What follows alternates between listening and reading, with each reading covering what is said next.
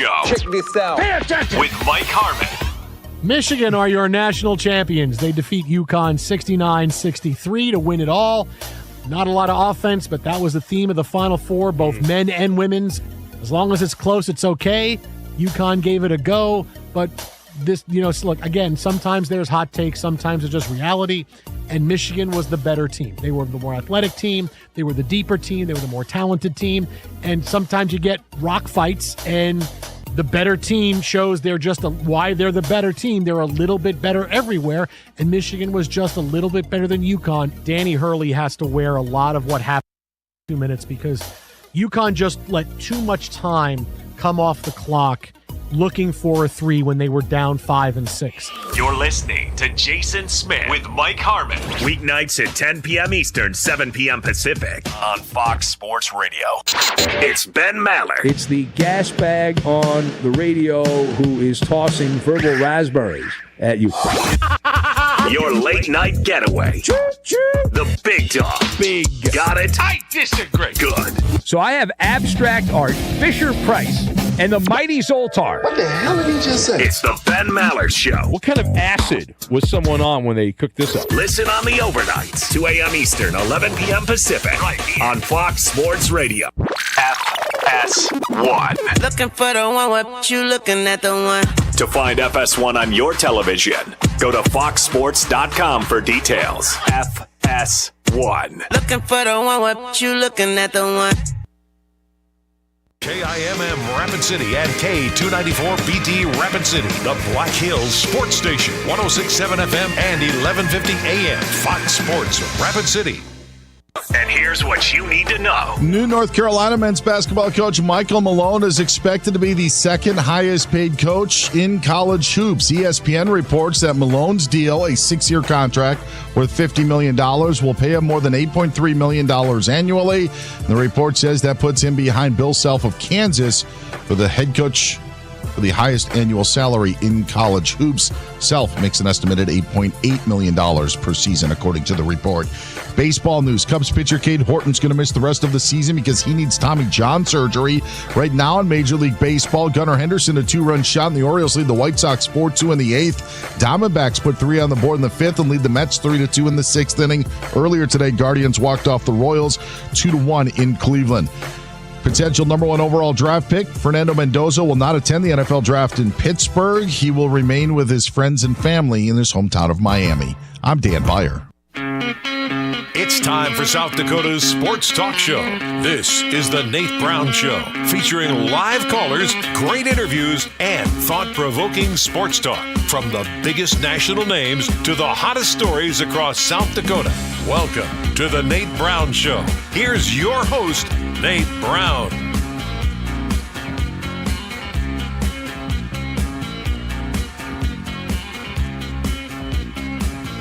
All right, welcome in. We're ready to go on a Tuesday. It is South Dakota Sports Talk Show. We are live on Fox Sports Radio, our affiliates across South Dakota. Fox Sports Radio, KWSN Sioux Falls. Welcome in here on Fox Sports Rapid City. Let's go on a Tuesday. It is always a great day in South Dakota. Remember that. The Nate Brown Show is back, ready to go, full week, out of the gate tonight. A lot of great guests across the board from South Dakota and beyond. We'll get to that. Remember, you can stream us if you can't catch the entire 2 hours on the radio show. Go to X, and you can stream us there on X, at Nate Brown Show. Find us, stream us, at Nate Brown Show, live video. Welcome in studio on our YouTube channel as well. Watch us, subscribe to the channel, The Nate Brown Show. You've got us on YouTube. One more place, Midwest Sports Plus. Do you have the new high school sports streaming app? Get it? And you've got this show every afternoon, Midwest Sports Plus. The Nate Brown Show, ready to go. Let's look at the guest lineup. We'll put it all together tonight. Craig Maddox coming up. We haven't talked to Craig in a while. How about an East River, West River showdown? We got to get after it a little bit. Craig Maddox on tonight talking South Dakota sports, SDPB Sports, longtime Sioux Falls broadcaster. Craig's in tonight. Jerry Brewer covered the national championship. Jerry Brewer, national columnist for The Athletic. He covered the women's side. The men's side will get his read as the college basketball season winds down last night. Jerry Brewer in tonight from The Athletic. We'll go to Jamie Parrish tonight. Jamie Parrish, Sioux Falls Washington head girls basketball coach. I've talked to him over the last couple of years about the state of girls basketball in South Dakota. And how does that look? There's some conversations being had out there. I want to get into this. Jamie Parrish on tonight from Sioux Falls, Washington. And Brian Noe is back. Where's he going to be tonight? Is he in Indianapolis? Brian Noe went to the Final Four, took in all games Saturday and last night. Brian Noe from Fox Sports Radio, an appearance here on a Tuesday on the Nate Brown Show, talking hoops and more. Let's get you in tonight. If you're joining us across South Dakota, Pizza Ranch Studio Hotline is open, 605-720-1067. Put that in, be part of the conversation. We'll get you on the best we can, 605-720-1067.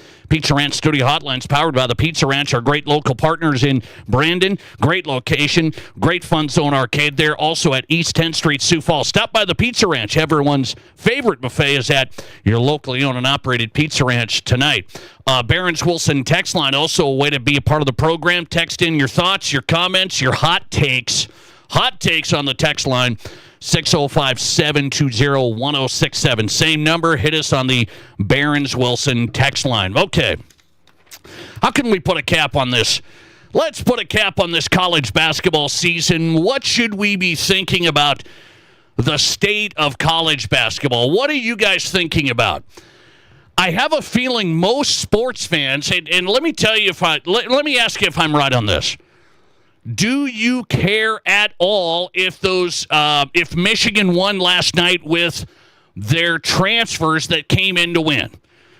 I asked this question yesterday. We asked this question of the day. If you didn't join us yesterday, I did ask this, and so I want to revive this a little bit and see where people are at, because I said if Michigan wins, which they ended up doing last night.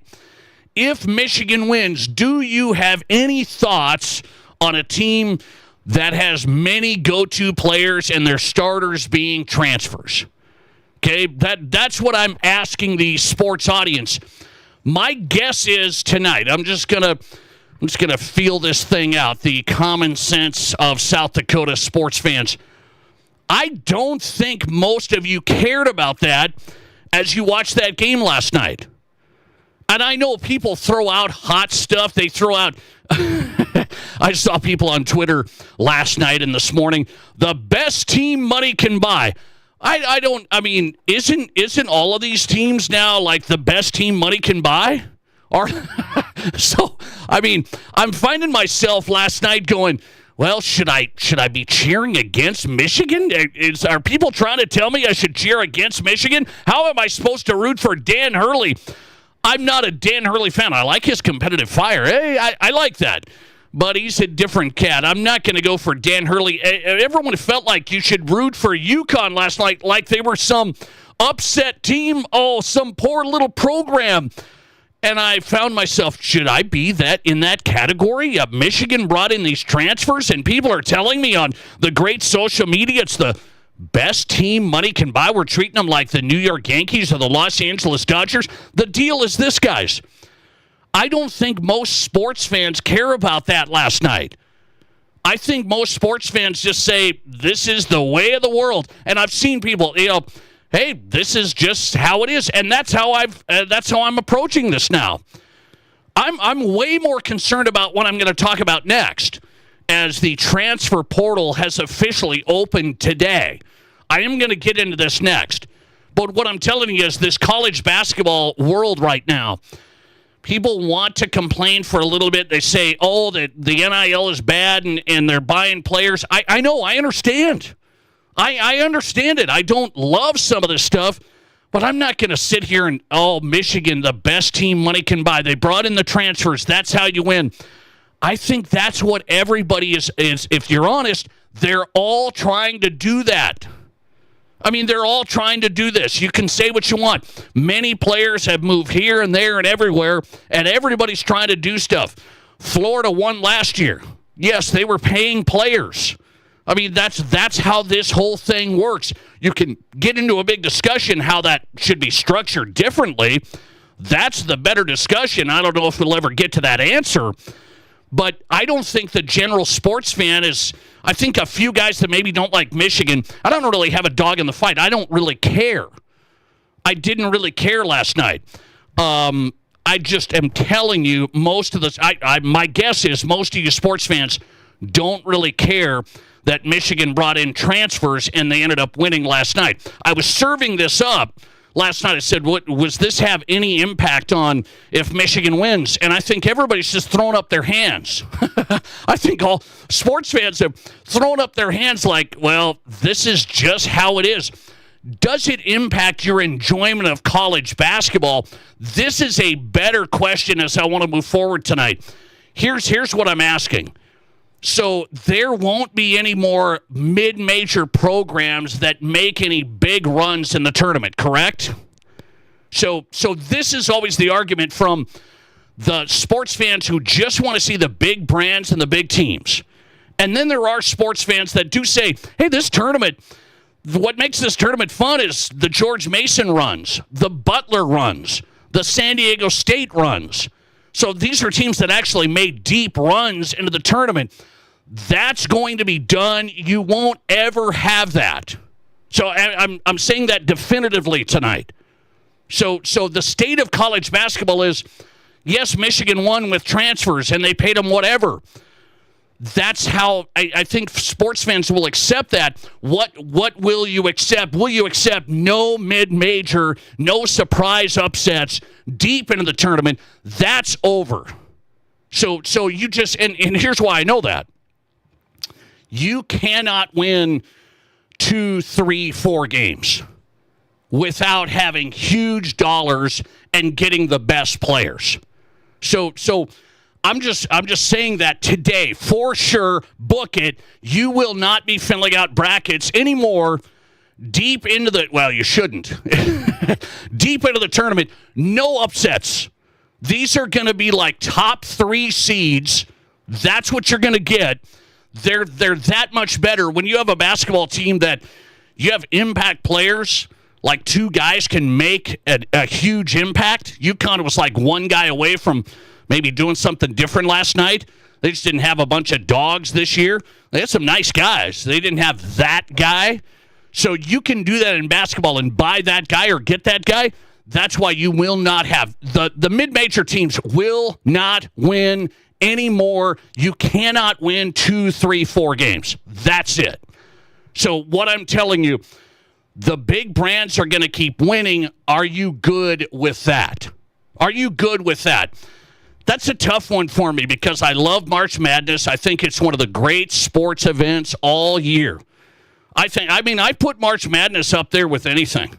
Now, I'm a basketball guy, so maybe you're saying, well, it's okay. I put it up there with anything. The interest, the weeks, we get some weeks entertainment, and I'm trying to determine, do I want to see these stories of upsets? Do I want to see these interesting stories? Or am I okay with the huge brands, the huge schools? I guess that's just where we're going to be.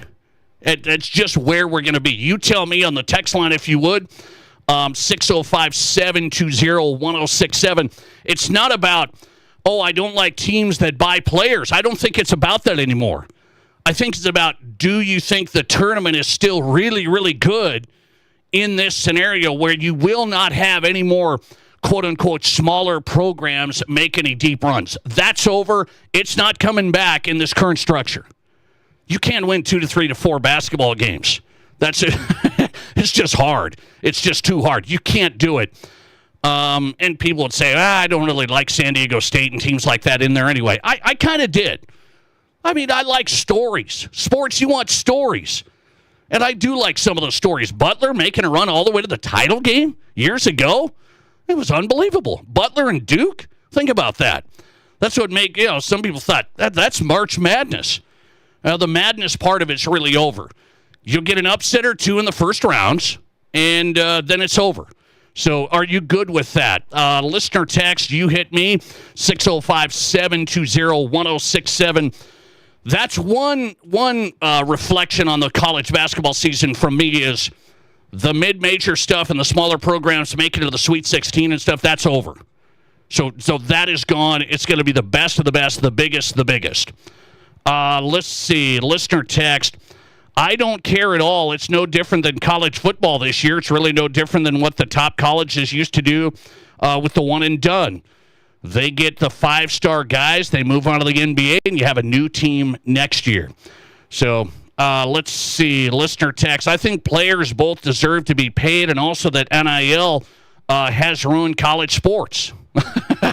Yeah. I mean, I think that's okay. I mean, did you hear that text? I think players deserve to be paid, and also NIL has ruined college sports. That is true. That could be another. That could be a segment in and of itself. I think you are correct on that. People would say, "Oh, well, you can't support one and think the other." Yeah, you actually can. I mean, there just needs to be rules. There needs to be contracts. There needs to be some regulations, and I think everything's going to be okay. Let's see. Listener text. I'm good with everything. Everyone pays. Even the UCLA women had a big NIL budget. Yeah, I don't know how much, but yeah, I mean, it's all going around. So we're all good with everybody getting paid. Michigan winning last night, I have no problem with that. Everybody and their mother is doing that. The thing is, the tournament's now going to be controlled. It is going to turn into college football. Only the best, only the biggest will survive. And that's been the knock on college football. Oh, it's the same 5 teams. It's the same 5 teams. College basketball's been immune to that. Hey, there's some surprises here and there. There's going to be no more surprises. The March Madness is good the first round. Then it's going to be the big guys. Let's see. Listener text, I'm good with it. The underdogs and the small schools making a run is what puts the madness in. Oh, no, I'm not good with it, he said. I'm not good with it. I want the underdogs and the small schools making a run. That's what madness is in March Madness. Listener text, pay for play. It's good. Welcome to NCAA Sports. NCAA makes a pool of dollars to pay in more. Spread the money to colleges that don't have the big money. Okay. One thing I do want to point out. So, is this, people say college basketball, they had nice ratings, big ratings. The first weekend was one of the highest rated across the board since they put all games on. So we'll see how the Final Four and the national championship was last night. By the way, this is a little point. Can we get the national championship back on CBS, please? Can we? I mean, I'm fine. I have TBS. I get it. Can we get it back on CBS? I just don't get this stuff. We're all over the map, and we got a national championship game on TBS. Let's get this puppy on CBS. Wake up a little bit. Was this tournament still very enjoyable to you? Or do you want more the mid-major small upsets? That's kind of what I'm getting at tonight. I have a hard time with it. I can't say I didn't enjoy the tourney. I really do. I mean, I watch every second of the games that I can.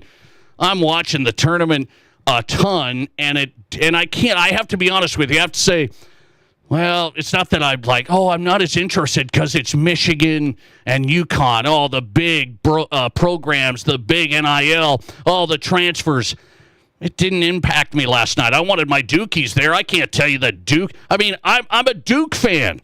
So what do you think Duke's doing? They're spending a boatload. I mean, they're spending a boatload.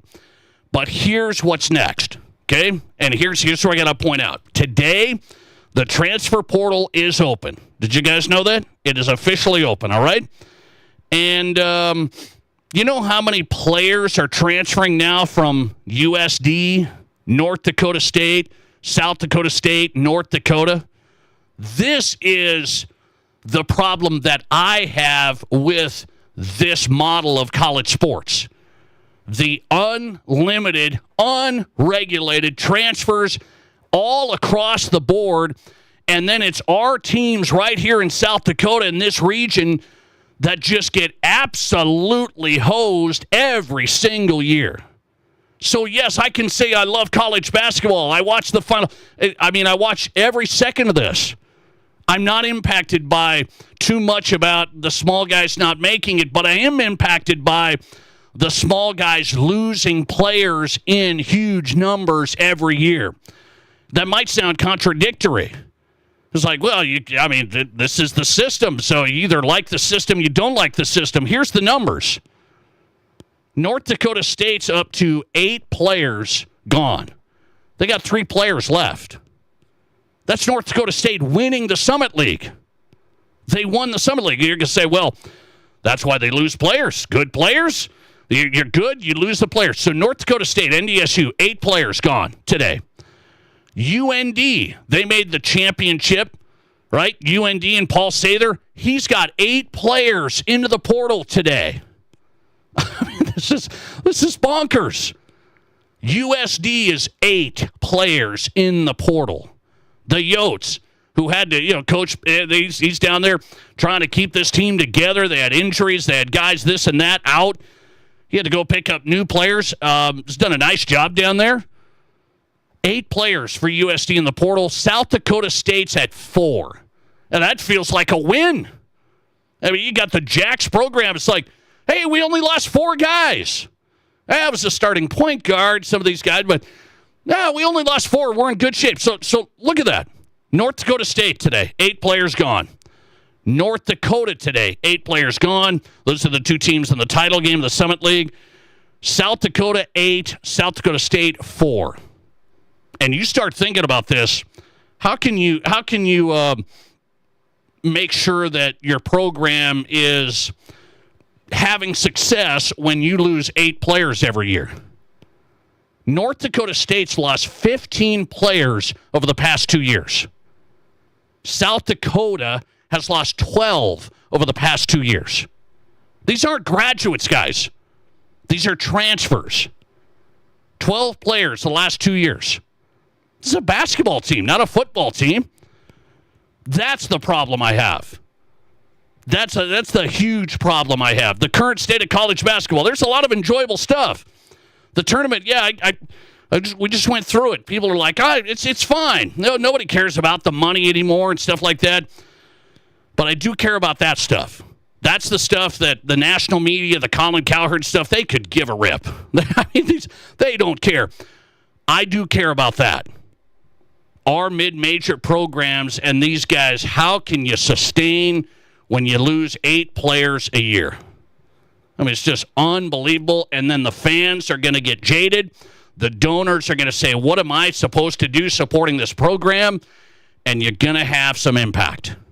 And that's when programs struggle.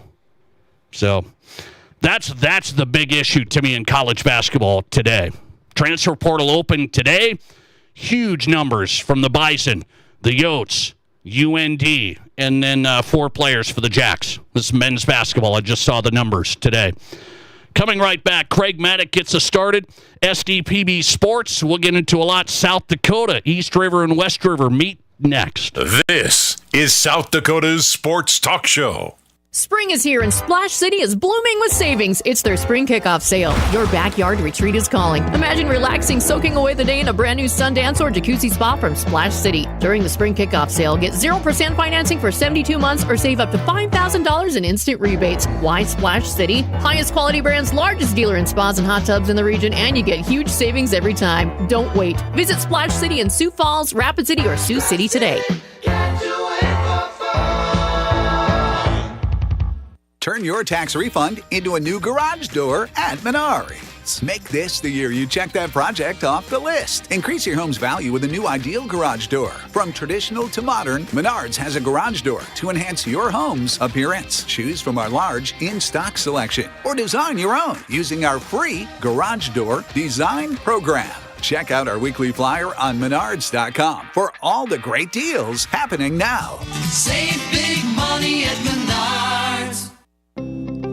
Kelley Blue Book Instant Cash Offer from Denny Menholt Toyota. Use your phone. It's fast and easy. Pull up our website, click on Value Trade-In, scan your VIN, and tell us about your car. You are on your way to a no-hassle, no-commitment cash offer on your vehicle in under 5 minutes. Bring your vehicle and your Kelley Blue Book Instant Cash Offer to Denny Menholt Toyota and get cash or trade-in credit today. See you soon at Denny Menholt Toyota, Rapid City.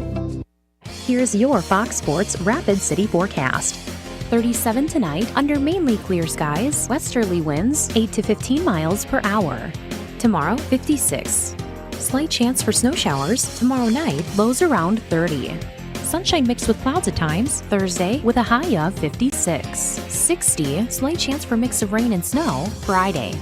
That's your forecast on the Black Hills Sports Station, Fox Sports Rapid City. Right now, 72.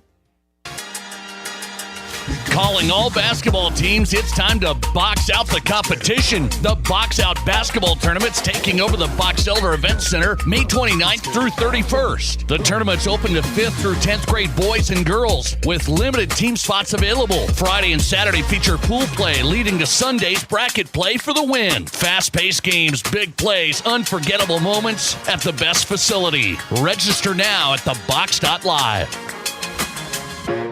Monument Health Orthopedics and Sports Medicine is everywhere you need us to be. On the sidelines, supporting our local athletes, at our clinic locations throughout the region, and at our Ortho Express walk-in clinic when you don't have time to wait. We're here when you need us, working as a team to make your comeback stronger than ever.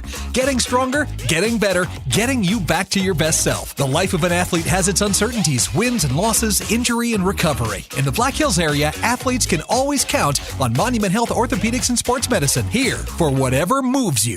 Hi, I'm Tim Wrench, and I'm seeking personal injury cases. If you've been injured because someone else did something wrong, call me up. I'm a trial lawyer. I've tried criminal and civil cases for decades, and I can use all of that experience to help you. I also know this, that when insurance companies know that you're represented by a trial lawyer, they take your claim more seriously, and if it is to be settled, it's settled better with a trial lawyer. Wrench Law, 605-341-1111, wrenchlaw.com. Your sports, your show. From East River to West River, this is South Dakota's sports talk show, The Nate Brown Show.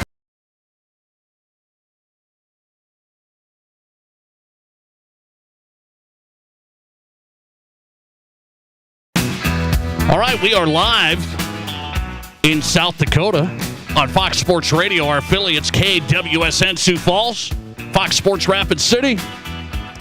Back for more. We're here every day, right? Except for when you take a little spring break. A little spring break last week. We're good, right? I had to do a college visit. Learned some things about college athletics and all sorts of stuff. Everything is better, by the way. That was my message yesterday when I got back. Took my daughter to a college visit. Everything is better than when you and I went to college. I hate to tell you all. Okay? And now the athletes are getting paid all sorts of money. I mean, it's amazing. Amazing. Let's get into this. Craig Maddox joining us tonight. We haven't had Craig on for a while. He's been busy. He's busy. The Nate Brown Show live with Craig Maddox of SDPB Sports. Craig, welcome in. How are you? Hey, I'm doing great. Glad to hear that big NIL money is coming your way thanks to your daughter's talent. Sure. Well, I will tell you, every college campus that I've been to lately is way better than when you and I tried working our way through classes and all sorts of stuff. So that's a heads up. Now, let me get into this scenario, Craig Maddox. You tell me. So the transfer portal opened today for basketball. Okay? It's open today. USD has 8 players in the portal. North Dakota, 8 players. North Dakota State, 8 players. And South Dakota State, 4 players. So you tell me if that bothers you, Summit League teams, 8 players into the portal? What should we think? Well, I think the players think there's a ton of money out there for them, and they're going to go out and see if they can find it, because everybody else is doing the same thing. Whether they will find it or not remains to be seen, but apparently there's so much money out there, that's why all of these athletes are leaving to see if they can get to higher ground. Yeah, and so people say, well, you can't put it on the players. I mean, you and I would do this, and I do understand that. We would. Yeah. You and I would. If you and I would have had any talent, we would have done the same thing. Okay, so I'm getting at how can coaches like USD, whoever, SDSU, how can they maintain a high-level program when they're losing this many players? I think this is really going to impact them. It's been going like this for a while now, and I think it's getting worse and worse. You're going to be talking, they need donor support. They say, hey, we still need you to support us. And I wonder if fans are going to get jaded. It's one of those where until State and the U, even Fargo, raise more money for NIL, they're going to continue to have players take off. It's going to happen. Now, how much are they going to need? I don't know what that figure is out there. I don't know what players at State and the U, what they need to make for them to stay the whole time that they're there. I mean, even 2 years would be great for some of these schools. It's look at it a year and you take off. And I just don't know how much money is needed for these athletes to stick around, but that's what's going to take. Or the money that they think that's out there isn't necessarily that big, and they decided, well, I should have stayed at South Dakota State. Yeah, you say how much money is it going to take? I don't think South Dakota State and USD donors are wanting to do this. I said this last week. I don't think donors are wanting to step up big and pay NIL money. I don't think they want to do that. I don't know. I have not heard what is happening. I got to believe there's some, maybe in different forms. Maybe they're getting money for being a spokesperson for the local car dealership or something. I mean, I just don't know. A lot of those figures aren't out there. Yeah. And I know that there's some folks in the government that want it changed, and I don't know what's going to happen. I think we all agree we don't like it, and something needs to be done to prevent the mass exodus of these players leaving every year. It's got to be a headache for the coaches. Okay, so here's what I did say though. We watched Michigan last night. They have huge money. We know this. So does UConn. I mean, all the big guys have huge money. So the whole tournament has changed where you might get a few upsets in the first couple of rounds. Those teams that you know maybe made a run long ago, George Mason to the Final Four, Butler to the Final Four, that's over. I agree. Does that impact your enjoyment of the tournament at all, or are you fine with it? I never was that big into 1 versus 16. 2 versus 15, kind of similar to, some have said we should do that in South Dakota. I do not get excited about it, and it is so rare. It's so rare a 1 or a 2 get busted because of a team that, they've got some good young players, but you're right, the NIL money, that idea of seeing that happening, it's going away pretty quick. No, it really is. I mean, you're not going to be able to win 2, 3, 4 games like some of the smaller schools have done. It's just not going to happen. And I think most sports fans are okay with seeing the big boys win. It's kind of like college football, I guess. The big guys are left in the end. But I do get concerned about our Summit League teams going, okay, they're in the same class, this division, and they cannot compete because they're losing players to the big guys every year. Craig Maddock on tonight, SDPB Sports, East River meets West River. Let's go over some high school stuff. So there's an athletic director meeting last week. The athletic directors get together and they go over some stuff. One of the discussion points, I don't know what came out of this, a discussion was replay review at sub-state events. So you do SDPB, Craig, and you guys have replay and all that if you have to at the end of games at state events. Do you think replay review at schools for like regional and SODAC 16 games would be viable?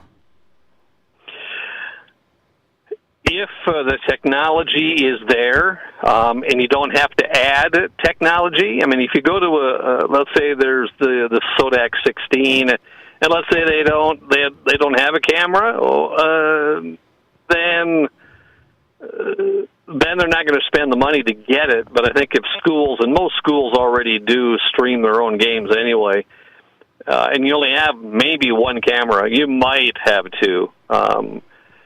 Is it going to be conclusive to whether a shot is good at the end of the game before the buzzer, or if it's a 3 or a 2? I don't know. You're certainly not going to add 3 or 4 cameras to what's happening for a SODAC 16 or a regional game. I don't know if that. I would like it. I would like it with the availability, because again, most schools have a camera, at least a camera, and if that camera can show that something happened at the end, why not? And I think they may go for that if every school pretty much does stream their own games now. See, that's the key. Is not every school does, but a lot of schools do. And I guess you could say if there's instant replay access, if there's access to a video, maybe the officials could review. These are for last-second shots that, do they wave them off? Do they count them? There was an incident this past season in a regional game that was called incorrectly. That's where this came up. So AD's just discussed that. I've been pretty big in the last few years, Nate, that I really believe that instant replay has to be added to volleyball, to soccer, to wrestling.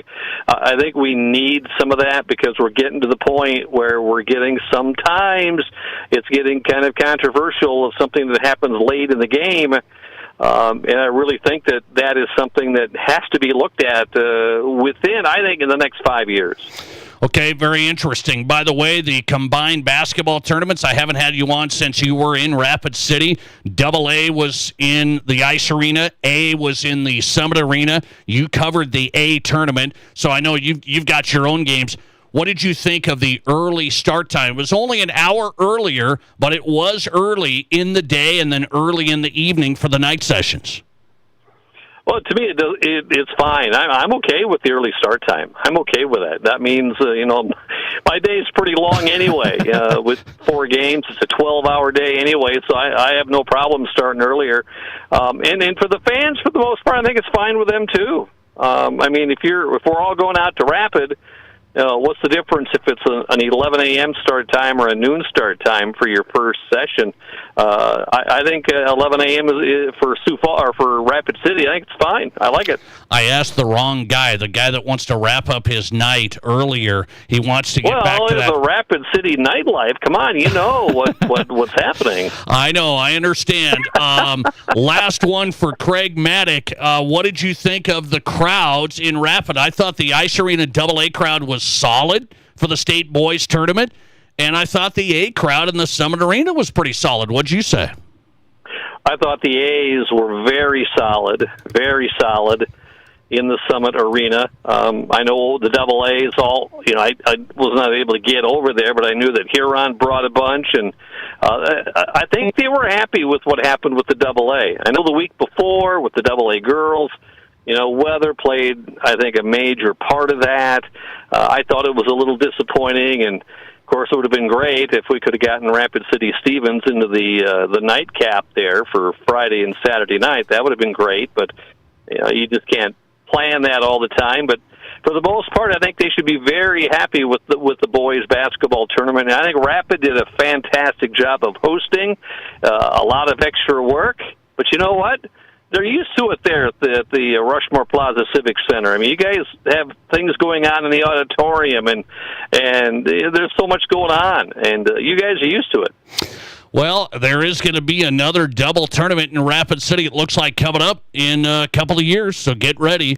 They're going to do it again, it looks like. Craig Maddock on tonight, SDPB Sports. His podcast is called In Play. Are you taking a break, or do we have some new In Plays? There is a slight break. We're hoping that next week we'll be back at it. We've got 2 more for this month and 2 more for next month, and then we'll wrap up our 6th season of In Play podcast for SDPB, and we'll take the summer off and enjoy. It's a great time, and appreciate everyone that does listen in to the In Play podcast. I do really appreciate it. And you, Mr. Brown, for at least letting me talk about it once in a while. Absolutely. In Play is his podcast. Craig Maddock on tonight. Good to have you, Craig. We'll talk to you soon. Thanks. All right. Take care. See you. Craig Maddock popping in tonight, getting us started on a Tuesday from SDPB Sports. Find him on X at Craig Maddock. Talking about, college basketball. We got 2 different things going on in the college landscape. I can enjoy the NCAA tournament as much as anybody. Some people have said this is one of the most enjoyable tournaments. College basketball's in a great spot, and great games. By the way, that game last night, not great. Duke would have smoked those guys last night. Those guys couldn't shoot. It was a mess last night. But nonetheless, Michigan's fine. They had an easy region. It was an easy road for Michigan, and they got it done. So can't make excuses. Duke did beat Michigan back in the regular season. You might want to check it. But you do have two things going on. You can enjoy the NCAA tournament, the big programs. They have all the money. They get all the players. And you still can be concerned about this other level of college basketball. It is another level, and they're still trying to tell you it's the same level. So the mid-major conferences are trying to play with the big guys, and it's like, well, they lose all these players every year. And so we just have to come up with some answer somehow. We have to come up with something somehow because college basketball is busted after you get past the biggest, best programs with all the money.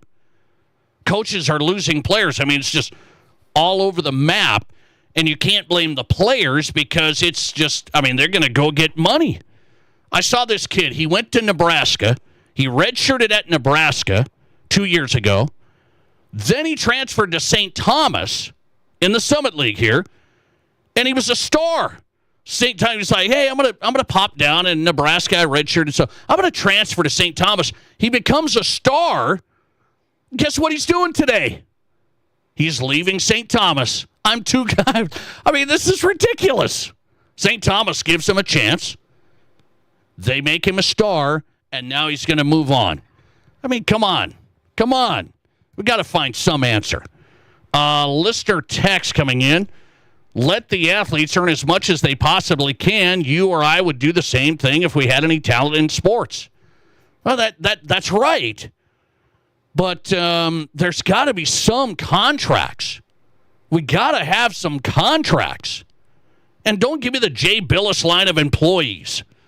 I'm just talking about contracts like, you know, you guys have contractors that work for you. Yeah, they're not employees, but you still pay them. They're contractors. That's what these players are. Everybody wants to make all these excuses. Well, we can't do that because they're employees. No, they're not. These are pay-to-play contractors, right? So, I mean, you can find an answer if you want. Nobody wants to because everybody gets scared and nobody wants to get sued and all this and that. So then we just have this mess for all these smaller programs that try and survive in this world of chaos. So, all right, that's enough of that. Jerry Brewer is in next. He covered the national championship. He's with The Athletic. Jerry Brewer, national columnist. His thoughts coming up. This is the Nate Brown Show. There's nothing like it. Not for hundreds of miles in any direction.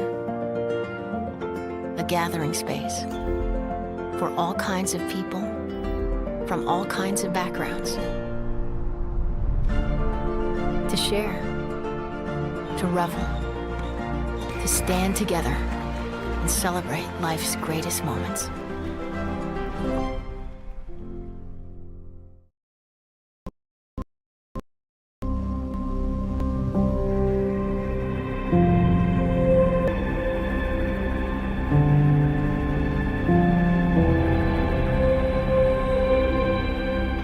We are number one, so you can always be their number one. Black Hills Surgical Hospital and Black Hills Orthopedic and Spine Center. The number one hospital in the nation for major orthopedic surgery. At Renewal by Andersen, we handle everything from start to finish and beyond. We are your full-service custom replacement solution. Buy one Acclaim replacement window or ensemble entry door and get the second 40% off with no money down, no interest, and no payments for 12 months. Plus an extra 5% off the entire project. Purchased on initial consultation. Don't wait. Call today or visit RBARapidCity.com to book your free estimate.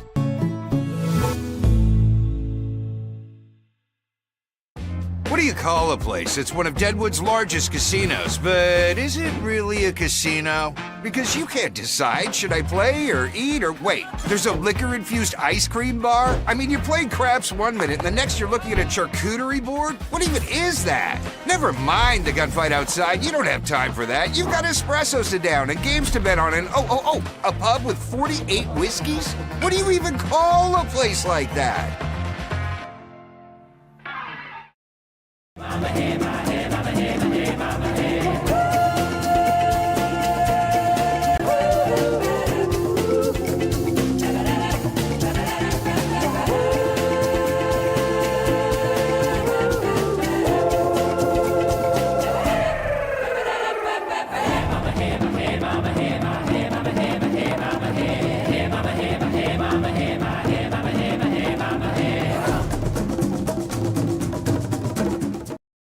I didn't know anything about radon. I didn't know it's a gas you can't see or smell. I didn't know it's radioactive from decaying uranium deep underground.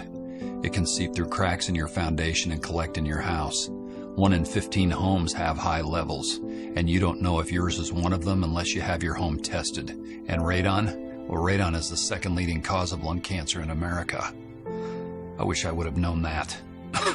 Call Blackburn Foundation Repair for radon testing and mitigation. There are 1 billion credit card transactions around the world every day. That's 11,698 swipes a second.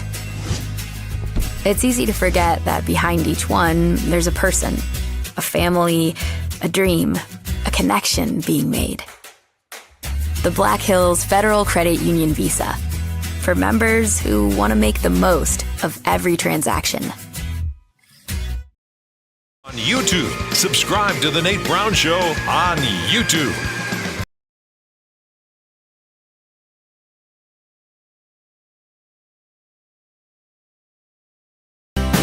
Well, welcome in tonight. Thanks for being here. Hope you've had a great day. It's always a great day in South Dakota. The show's motto, The Nate Brown Show, is on Fox Sports Radio. Thanks for making the show possible. We appreciate you. KWSN Sioux Falls and Fox Sports Rapid City. Brian Noe was at the National Championship last night with Fox Sports Radio. He is on tonight. He was at the Final Four Saturday and then the National Championship last night. Brian Noe coming up from Fox Sports Radio. Also a guy that's been covering a lot of hoops, man, from the women to the men. Just got off the road, I guess. Columnist for The Athletic, Jerry Brewer. Wanted to get him on Talk Hoops today. Jerry, welcome in. How are you? I'm doing great, man. Tired, but feeling pretty good. Okay, I like it. Thanks for giving us some time. I want to get your read on last night. So my deal is this. I'm a huge college basketball fan. I'm a basketball fan in general, one of my favorites. I think the tournament is one of the best sports events all year, maybe the best.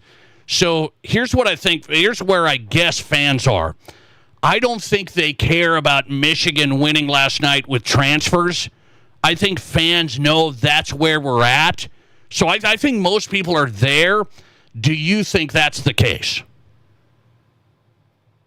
In general, yes, but it depends on whether you're a fan of a team that the transfer portal is benefiting or you're a fan of a team that the transfer portal is ruining. And there's a couple different ways to ruin it, right? Like, everybody has to deal with this. Obviously, Dusty May is one of the coaches who was able to navigate the transfer portal really well. Even Kurt Cignetti, who won in college football at Indiana, he navigates the transfer portal really well. It's not just about, you lost some players, right? Like, it's easy when you're a fan and your team has been decimated. If you look at the Tennessee Volunteers women's basketball team right now, they have one player on their roster. It's crazy. One player. University of Tennessee, what Pat Summitt built into a powerhouse, they have one player. But there's another aspect of this, Nate, and that's when, and you see this like really, really, really prominently in college basketball, men's college basketball. When your team tries to do the Michigan thing, the Dusty May thing, and they fall on their face. Kentucky supposedly spent more than $20 million on their roster. And that was a team that, lost in the second round, lost like 13 games. I live in Seattle. The University of Washington tried to play the transfer portal game, and they must have spent somewhere in the neighborhood of $10 million.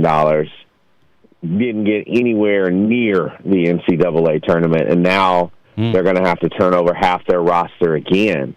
I think that's really frustrating for fan bases when your team spends that much money. You know they're blatantly trying to do it, and they fail. It reminds you of, say, like when the New York Mets have a $300 million payroll and they don't make the playoffs. Yeah. Here's the buzzword people are throwing out, Jay Billis and these guys in the national media, Jerry's. Well, some people say it's not sustainable, and then some people say, like Jay Billis, it's sustainable. People make billions. The NCAA has billions. Conferences, coaches, they're making millions. But I do understand, like, nobody talks about the expenses of the rest of the athletic departments at Washington or wherever, the other sports. So, yes, basketball and football make millions, but nobody talks about the net revenue. I don't know if this is sustainable, but you give me your perspective. No, I don't believe it's sustainable from the standpoint of we have revenue sharing now, which came out of the Supreme Court case, right? And I believe it was House was the one, and that's what kind of led to this revenue sharing. And revenue sharing, that's ultimately like the colleges are benefiting off of these players.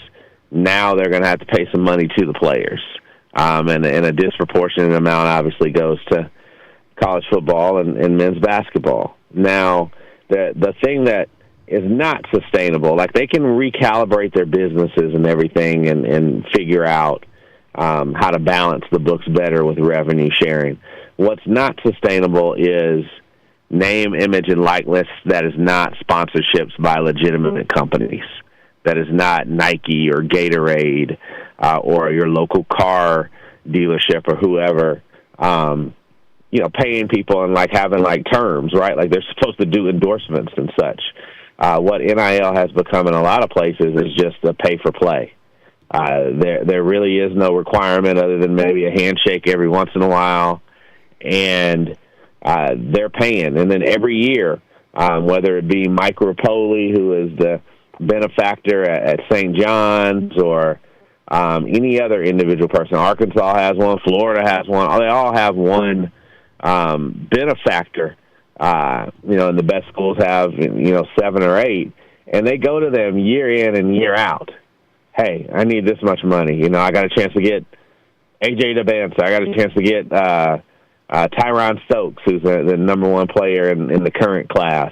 I got a chance to get Darren Peterson, like whoever. And year after year, you keep going back. Hey, I need $3 million. Hey, I need $5 million. Hey, I need $1.5 million. At some point, the Mr. Moneybags is going to be like, this isn't fun for me. Like the kids aren't even grateful for this. Team isn't even winning like I want to win. Like, there's nothing in it for me. And then what do you do, right? Like, and some of these agents, like the real professional agents, they're telling you, hey, if you're a big conference starting point guard, you got to pay that guy $3 million. If you're a college quarterback, you got to pay that guy $4 million plus. And so every year you're having to, this is how much we're going to get from rev share, and this is how much our money bags has to supplement us. At some point, the rich folk are going to be like, there's not enough in this for me. And then you've got chaos. So you do, and I don't want it to be federal regulation, Nate. I want these idiots to figure it out themselves. You need to have some kind of regulation that works for everyone and that has player representation at the table. You got to figure out something, even if it's not officially called a collective bargaining agreement. Right. You have to have an agreement between all parties so that you can stop some of this nonsense. Yeah, that's where I'm at. I'm trying to find that sweet spot. You know, people say, well, you can't make them employees. Schools don't want to do that because then it becomes a problem. Well, you can. Here's the thing. Then you can. They just don't want to. No, I get it. I'm trying to figure out, can you do contracts? That seems like the answer to this. You've got to have some enforceable contract for an NIL payment. The players are going to have to unionize in order for you to have that in terms of like what the schools are going to pay them. I believe that you can sign tighter NIL contracts, right? And those agreements can be binding, and you don't have to have a union for endorsement deals and such. But in terms of like if you want to, what the schools are paying you, and then if you want to systematize some things in terms of having better rules on when you can transfer and this and that, you're going to have to lean more in the direction of a union to be able to do all the things that you need to do. And then when you have a union, you're going to have to continue to like have new collective bargaining agreements. These things don't go on in perpetuity, and you're going to have to treat the players better. And I'm not just talking about, I think people look at it in terms of like, oh, they get a scholarship, oh, they get money, they're on top of that now, like they're being treated well. Like, no, I'm talking about health and safety issues. I'm talking about, upgrading the standards of training, like across the board, like really beyond just the NCAA regulations in terms of how long you can practice, like having player agreed upon stuff in terms of like what you can and can't do in practice and when you can and can't do it. Like that's the kind of stuff that's another reason they don't want to unionize, because they don't want to give up the absolute command and authority when it comes to all of those things, because all of a sudden then your head coach isn't God anymore. No, I get it. Jerry Brewer on tonight's covered the women's tournament and the men's tournament for The Athletic, national columnist. He's on X at Jerry Brewer. By the way, I want to ask you about the women's tournament. Here's a question I have. I'm a girls basketball and women's basketball fan, and I'm watching the women's tournament. It really didn't get good until a couple of games late. Honestly, there's such a gap, Jerry, between the top 4 teams and everyone else. I mean, it is huge, and UCLA proved like they were like better than everybody. Why is that in women's basketball? You want to talk, the players don't break up as much. Like all the good players go to UConn, South Carolina, UCLA. Why is that such a gap in women's college basketball? Yeah, it's interesting. I think there is greater parity among like a certain level of the top 40, let's say, in the sport, but the top tier, which at any time has maybe 4 to 6 teams, you can almost guarantee in any given year like 3 of those 6 teams are going to make the Final Four, and you might get one that's a bit of a surprise. Part of it is just UConn has been dominant for so long. Their brand, everybody wants to be recruited by them. They're going to get, if they don't get the number 1 class, they're going to get the number 3 class. And so they're able to stack classes in a way that others can't. South Carolina has reached that level. You know, they've been to 6 straight Final Fours, won 2 of their 3 titles over the past 6 years. But, and then after that, you're looking at, okay, Texas has gotten to a level that's really good. UCLA finally broke through. USC, this team that's had next year, USC will put on the floor the number 1 player in the class in 3 of the last 4 years. And they're going to be like really, really, really, really tough to handle. Notre Dame. And then kind of after that, you're hoping for a Duke, a Louisville, a Maryland, schools like that to pull off some upsets and get in there. But then often when they get to the Final Four, they get smashed because the stage is too big for them. The upper tier is still just so strong. And I think we look at the parity from the standpoint of, well, at least UConn has come back to the pack a little bit, or maybe it isn't even that they've come back to the pack. It's more that a couple more superpowers have risen, and so the center of power is even stronger. I don't know if that's going to be solved anytime soon. I think the bigger thing in the tournament, Nate, was that we got to the Elite Eight, and most of the games there weren't good. Right. And then, like we said, okay, well, the four teams that made it to the Final Four were all 1, 2, 3, or 4 all year. Like none of them dropped below 4. And you say, okay, well, this is like a super heavyweight tournament. Let's have 3 good games in the Final Four.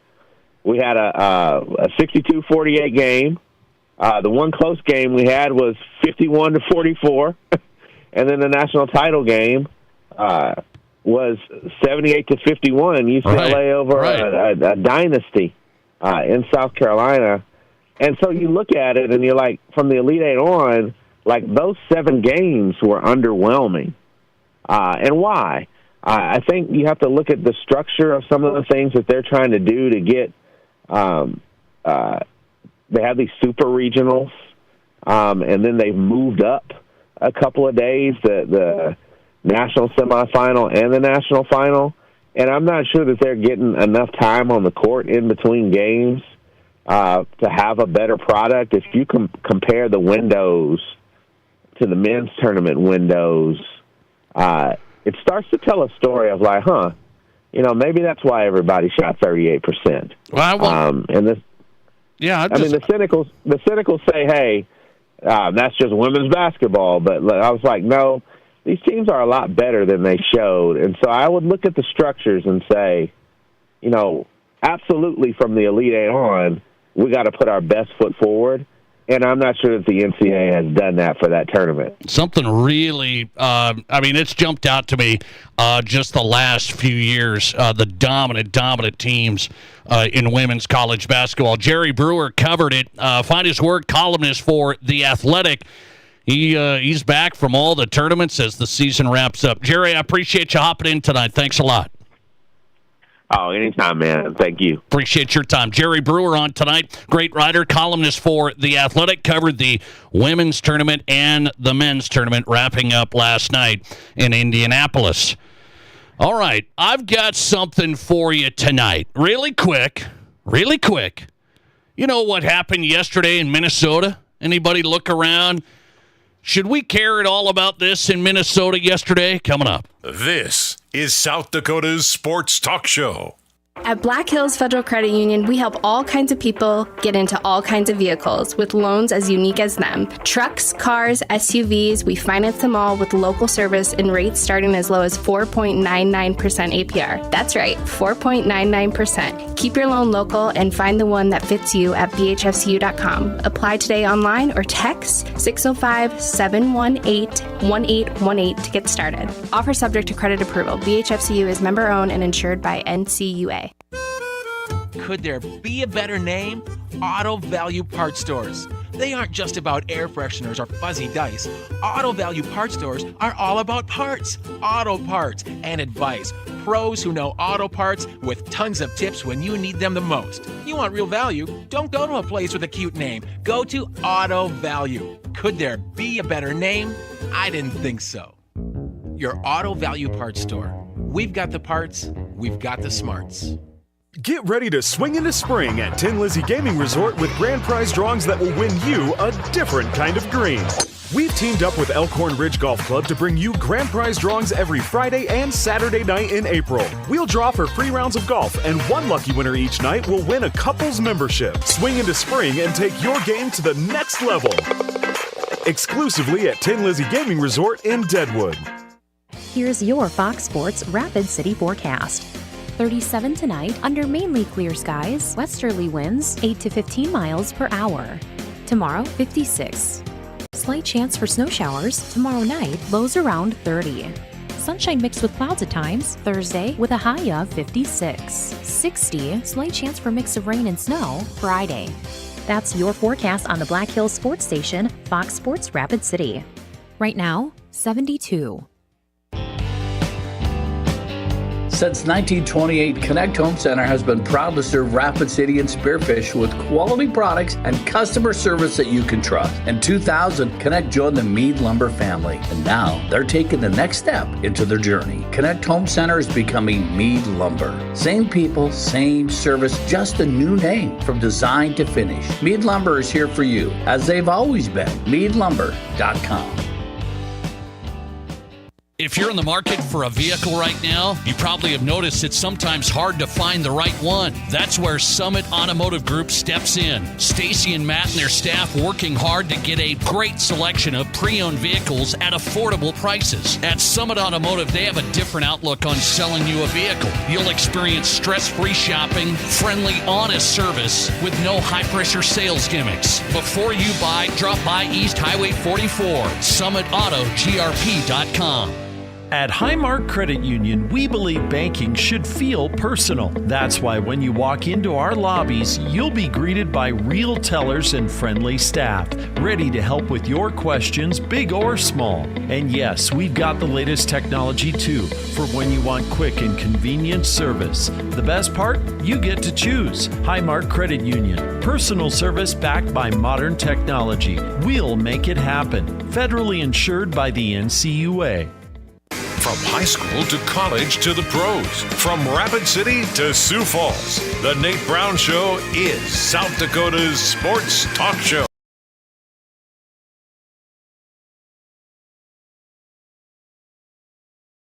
It is South Dakota Sports Talk Show live, Fox Sports Radio. Our official outfitter is Trav's Outfitter.